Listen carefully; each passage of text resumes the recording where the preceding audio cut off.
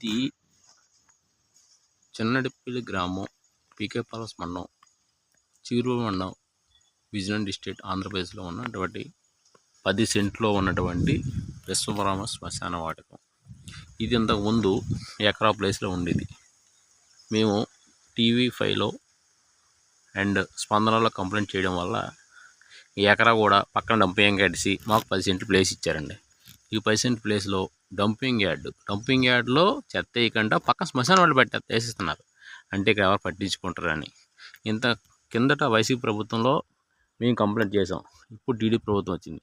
గౌరవనీయ నారా చంద్రబాబు నాయుడు గారు దీన్ని గుర్తించి మాకు శ్మశాన వాటకు ఒక మంచి బిల్డింగ్ ఇస్తారని కోరుకుంటున్నాం.